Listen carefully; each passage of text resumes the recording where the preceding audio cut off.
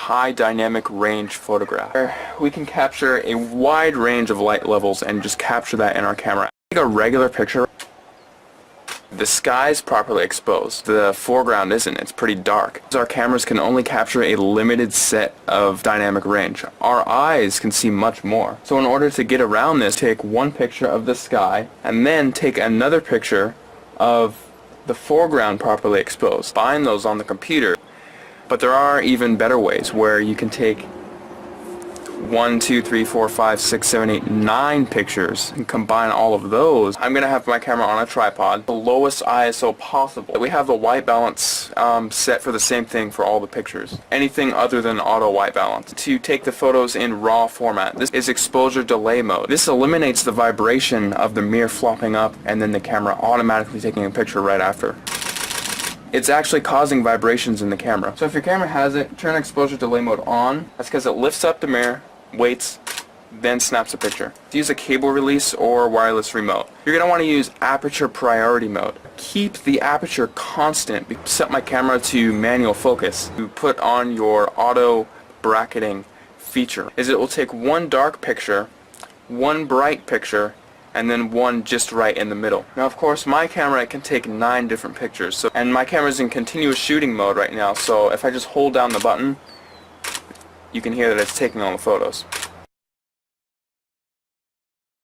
Holding down the shift key and then clicking the last one in the series. Then I'm going to go up to Tools, Photoshop, Merge to HDR Pro. What I'm going to do is select 16-bit because if I wanted to edit the image later in Photoshop, 16-bit will give me more leeway. Naturally, the sky is moving during those 9 exposures, and so, but if you don't like it, you can select this Removed Ghosts checkbox. We'll just play around with the sliders. Variables the best, and I think about 46% is good for that. The strength slider usually gives it a little bit more contrast. You mess with the radius and then you mess with the gamma, and hopefully you'll get an image that's kind of evened out. I'm thinking it's looking good, so I'm not even going to mess with it anymore. I think that looks fine. I'm just going to click OK.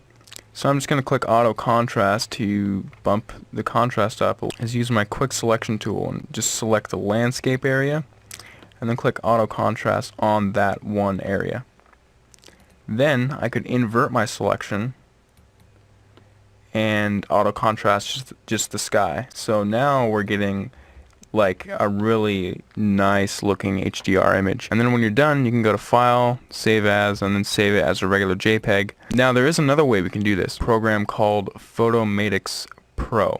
There's more control, I think, in Photomatix.